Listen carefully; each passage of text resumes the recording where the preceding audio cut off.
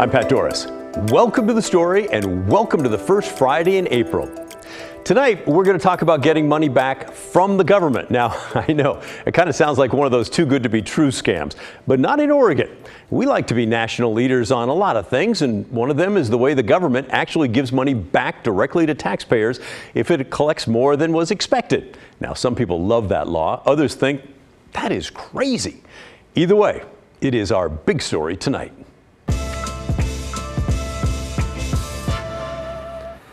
I think sometimes when we talk about a kicker, people think maybe we're discussing a football player or maybe someone from the soccer, maybe even MMA. No. In Oregon, the kicker relates to state finances. We got into that a little bit last night, but after our brief explanation, we got this call from a viewer. I just finished watching the story about the budget with Elizabeth Steiner. I still don't understand, and I don't know how you can explain the kicker. Money in, money out, and why don't we spend that money on early childhood education or vaccine programs or something of that nature rather than giving it back? I understand it has something to do with the initial projection, but it still doesn't make sense to me. All right, well, that's a great point and a great question. And we knew that if there was one smart viewer brave enough to call in and say, I don't get it, there's probably a good number of you in the same boat. So let's dig in a little deeper on Oregon's kicker law and ensure that we all get it. Back in 1979, the Oregon legislature passed the 2% kicker law. Here's how it works.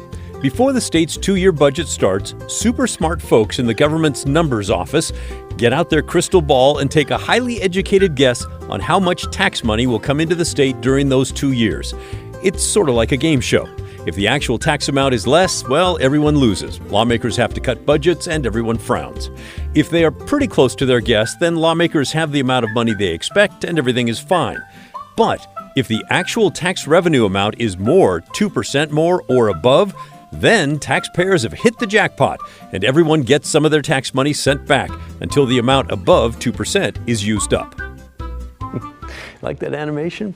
In simpler terms, if the state thought it would have $100 in tax revenue, for example, but it actually got $105, well, that would mean that revenues were 5% more than initially projected. That means the kicker would kick in and taxpayers would get some of their taxes back. Now, how much you get back is based on your income level, and a lot of people take issue with that part of the law. It basically means that rich people get more back from the government and lower income people get less. And that's simply because those who made less paid fewer taxes. The kicker doesn't just show up as a check in the mail, by the way, every 2 years. It's given back to taxpayers as a credit on the state tax return.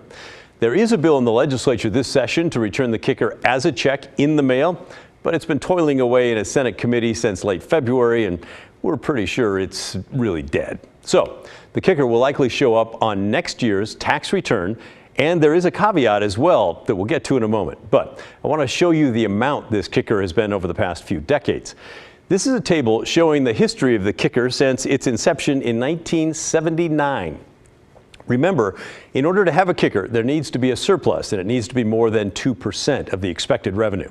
You can see there was not a surplus in the first few years, but tax money then poured in during the mid to late 80s, and the number on the far right of the screen, that's the average kicker return to taxpayers, well, keeps kind of going up. See how that number grew in the mid to late 90s as well, with kickers between $100 and $300 per person. And here's that same list for the past 20 years or so. Again, it's helpful if you look to the far right side. The state found itself underperforming for most of the 2000s, but ever since 2013, well, things have been pretty good as far as the forecast, been coming in above the forecast. The latest number available being over $900 back for taxpayers. That's on average.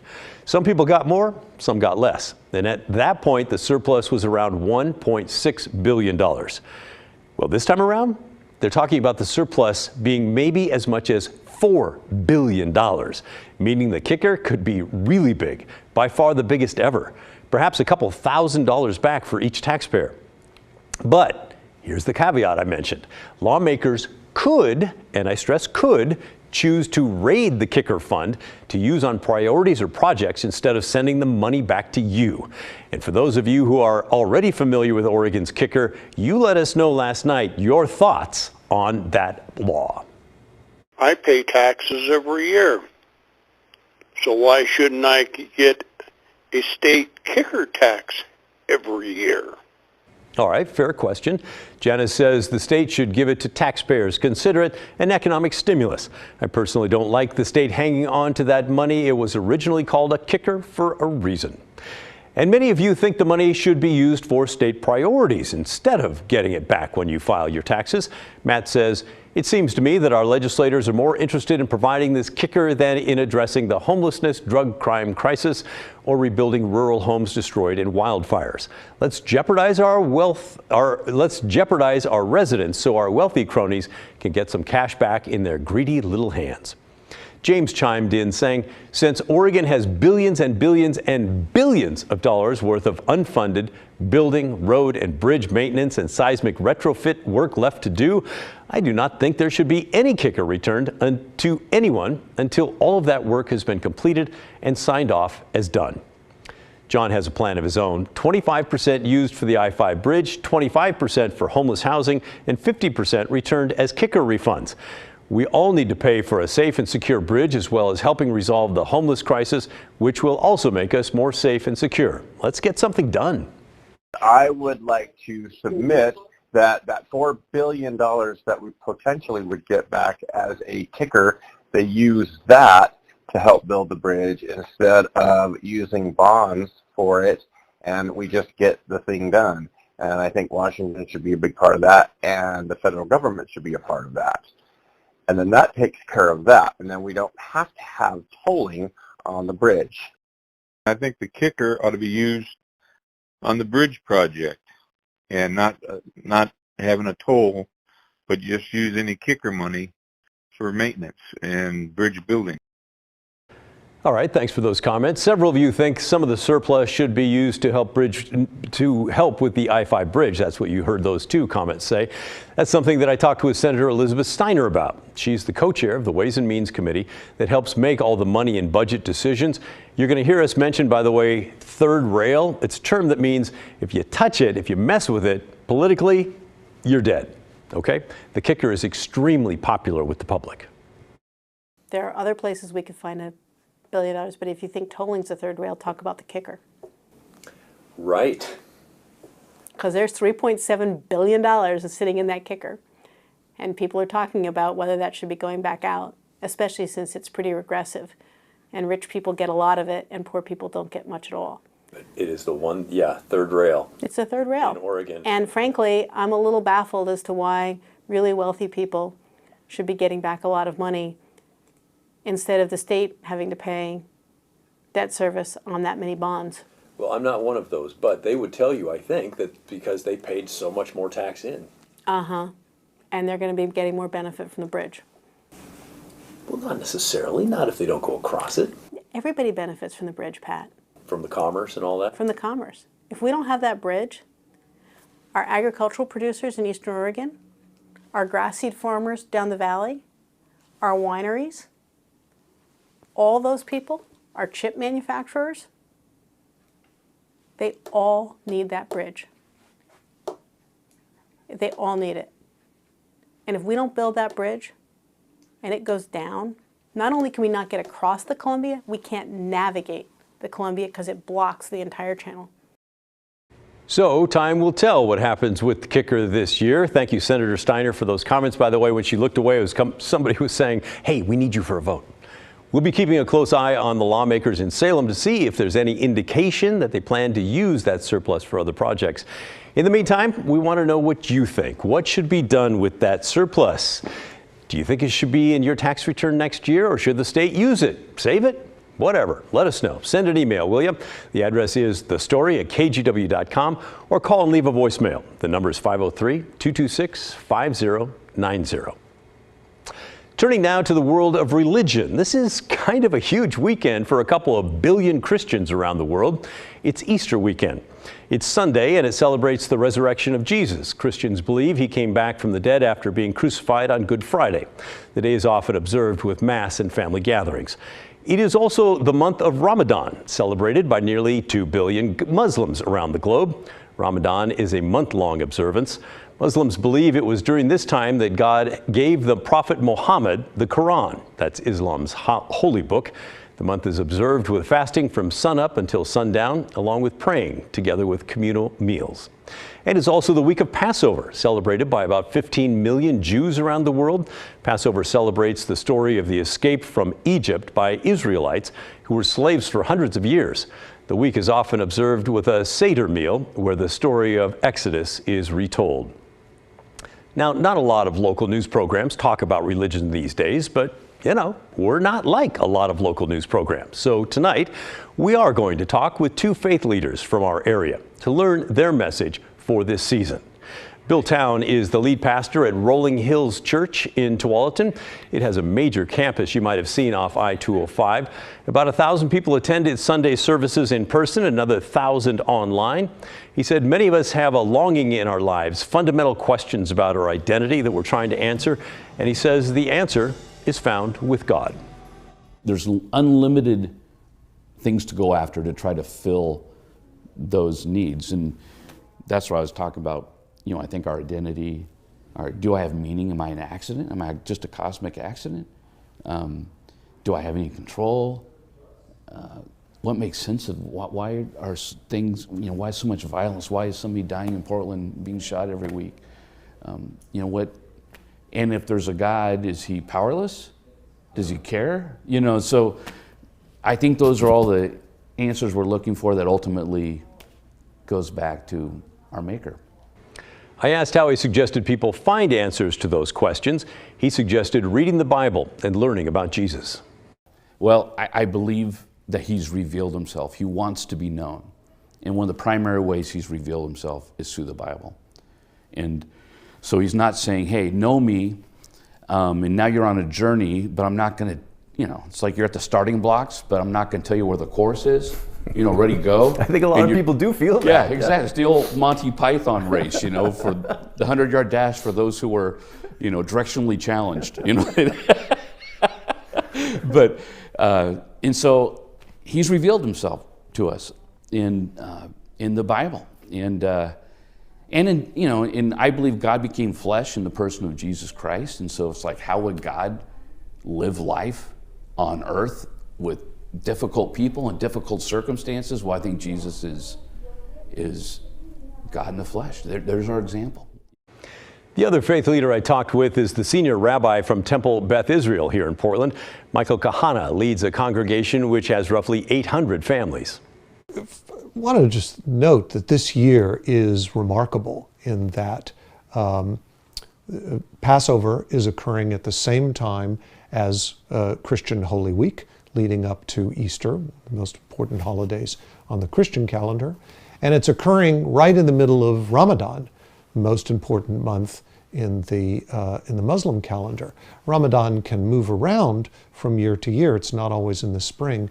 But this year, these three major Western religions are celebrating these themes of recommitment, renewal, redemption, all at the same time. And that gives me a lot of hope. There's something that's really beautifully symbolic about that. I asked Rabbi Kahana what any of us can do to make our lives and the world a better place, especially with all the challenges that we face these days. I think that the fact that we're all putting our attention into hope, that's really what it's all about. You know, the world can be lonely. The world can be difficult. We hear a lot of bad news. We hear a lot of anger and strife, and so much that's in the news is about the divisions between us. This season is really about how do we come together and recognize that we do it differently. Jews, Christians, and Muslims celebrate this time in very different ways. And yet, we can also see some beautiful commonalities. And we can all, no matter religious or not religious, we can all be encouraged by these stories of hopefulness, that there is beauty, that there is light, that human beings are remarkably resilient, And even with all of the divisions, we can also look to what unites us. Well, whether you're celebrating Easter, Ramadan, Passover, or some other spiritual awakening, or just the fact that there are a lot of great chocolate bunnies in the stores, I hope the season brings you fresh hope. Our world certainly does need it. Coming up next on The Story, we're revisiting a hot topic in Clackamas County. Board Chair Tootie Smith's vote on reversing a plan to use an old hotel to house the homeless. After killing the plan, Chair Smith said the board would brainstorm an action plan for homelessness, and that appears to be done. So, what exactly is that plan? And is there any real substance? Oh, we'll take a big look at that when The Story returns.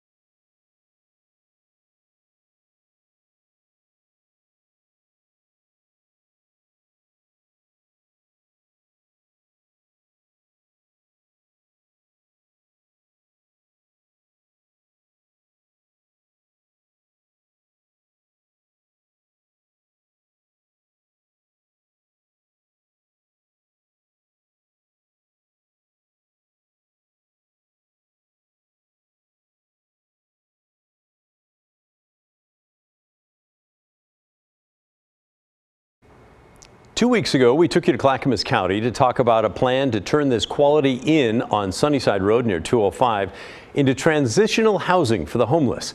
It would have been the first converted hotel for the homeless in Clackamas County. The plan had the green light until the county board chair, Tootie Smith, called for an emergency meeting and changed her vote. And that change killed the project entirely. It was a bit of a shock to a lot of folks at the time. And here's her explanation back then for her reversal. Because there's continued growing opposition from residents and business owners in this area not to do it. And the opposition is growing throughout Clackamas County not to use a failed housing mechanism that Portland has been using. They don't want to see that. This is not just about one hotel. Homeless will not be solved by the purchase or non-purchase of one hotel. Smith said instead of that, she wanted to work with experts to study the root causes of homelessness and examine therapy and recovery models. Last week, the board met to brainstorm on an action plan to address homelessness. And now we have the results of their brainstorming, apparently. Is it a new building to house the homeless? No. Is it a specific plan moving forward to address homelessness? Well, you be the judge. The board adopted this grandiose resolution. It's meant to, quote, support recovery-oriented system of care regarding addictions, mental health, and homelessness crisis, end quote. They're calling this the framework that will guide the county going forward relating to homeless people who are mentally ill and or addicted to drugs. It waxes poetic with paragraph after paragraph saying homeless camps are a symptom of drugs, crime, and untreated mental illness, and they are a top threat to health, safety, and the flourishing of all residents. They agree housing alone cannot cure mental illness or addiction, that open-air drug use creates violence and makes recovery harder, and that harm reduction services can be effective if they're part of a full continuum of care. And because of all those things, here's what the county is going to do about the homeless crisis. Are you ready?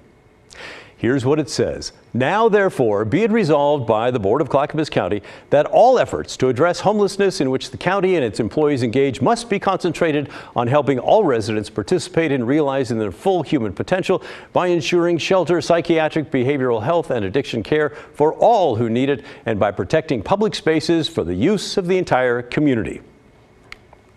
Okay. Here's my opinion on this statement. That, my friends, to me, is the same as saying, and the sun's going to come up tomorrow morning. Of course you should provide shelter. Of course you should provide psychiatric and behavioral health care and addiction care. And okay, if you want to protect public spaces, I guess that's cool too. Do you get my point? The resolution is nothing but a bunch of platitudes, empty and unoriginal statements about a very complicated problem. They are saying nothing about how they will do any of that. Sounds almost like they used that artificial intelligence program, ChatGPT, and then asked it to create a PR pitch for dealing with homeless people without giving any specific steps towards a goal. That's how that kind of got spit out. It's a shining example of bureaucratic BS, in my opinion. Now, I've not studied it enough to know if that original hotel plan to shelter the homeless was a great idea or not, but shelter is one of the tenets of the resolution, and that project that the chair killed does kind of seem like it would have fit in, but apparently not. A resolution like this is just one more of the talk that is so maddening in local, state, and federal government. Creating meaningless resolutions are not going to solve the homeless crisis. What we need is action, not just here in the metro, but across the state. Come on, gang, let's raise the bar. If you're going to put out a grand resolution about this stuff, give it some teeth. Don't just tell me the sun's coming up in the morning. Tell me what you're going to do. Tell me something I don't know. Anyway, that's how I feel about it. Get a little wound up there. What do you think? Do you think resolutions like this are a necessary first step and I'm being too harsh? It's possible. Or do you agree with me on how pointless that seems? Send an email, will you? The address is thestory@kgw.com, or you could always call and leave a voicemail. The number is 503-226-5090. Coming up next on The Story, we're diving into a cold case from 1991. That's when a 19-year-old college student disappeared in the state of Washington, and the investigation that followed revealed she lived a double life, full of secrets. What detectives and family members are saying now about the case when The Story returns.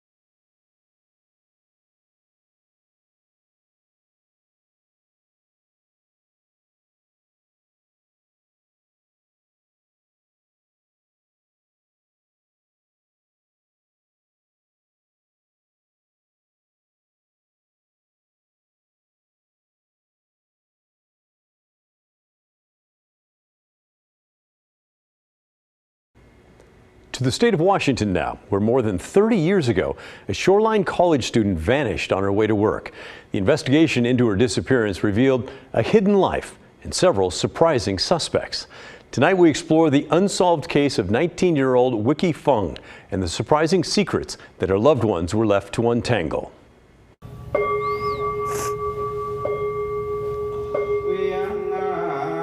When somebody taking your sister away from you, you don't heal. You never heal. I mean, it's like living in hell. We're still thinking about her, and that we're hoping someone out there knows what's happened. I mean, someone does, and maybe can help us find her, bring her home for my mom. I feel hurt.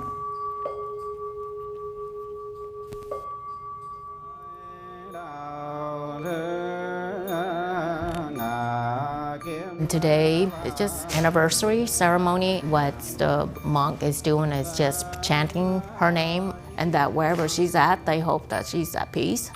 I'm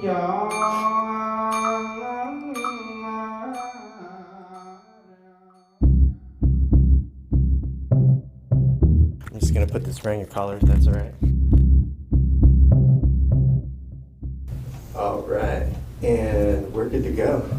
Yeah, I responded to their apartment. I have a vague recollection of it, just that I was called there on a call and talked to the family, got the information. This was just one of the flyers that was sent out by our police department at the time when we were searching for Wiki and investigating the case. She had left home in the Linwood area and gone to Shoreline Community College, where she was dropped off there reportedly by her current boyfriend at that time. And then from there was going to be going down to downtown Seattle. She worked at the Federal Building.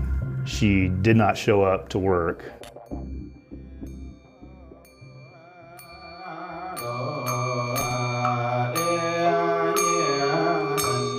After she went missing, we realized that they've been dating for 2 years. He was married. She was 17 when they met, and he was 27. She wanted him to leave his wife, and he kept promising her he would.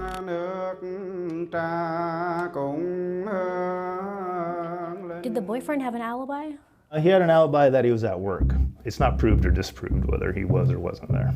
Wiki's boyfriend did give a statement to police. In it, he describes how Wiki claims she had been raped by multiple men. He even had the names of those alleged rapists, but police could never find any evidence to support his stories.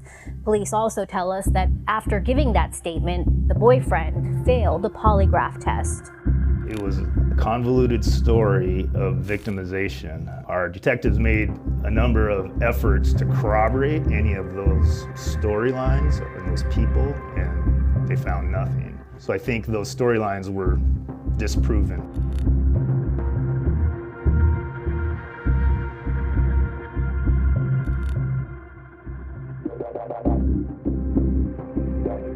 In the Asian culture, we don't really have therapy. We don't talk openly. We try to hide everything because what people think of us is very important. Do you have any plans, as best you know, to re-interview the boyfriend? Not currently, no. The case is not being actively investigated. It's not closed. It's still an open case for us. This is an age-progressed photo that the National Center for Missing and Exploited Children did on Wiki, what she would be presumed or estimated to look like today.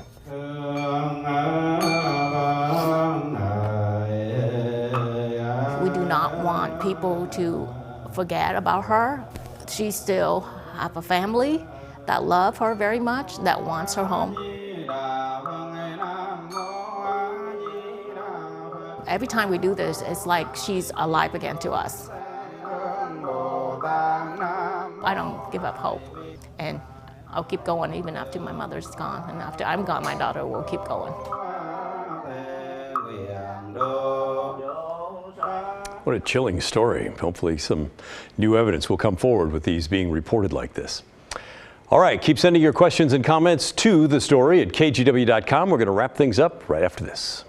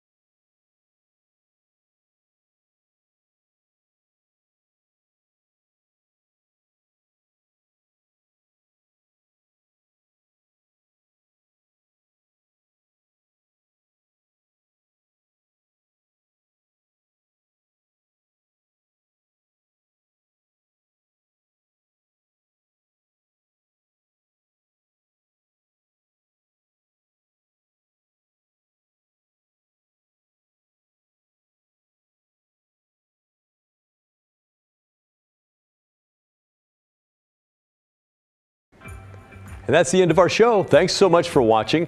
And remember, the story, our story, that never ends. I hope you enjoy your week.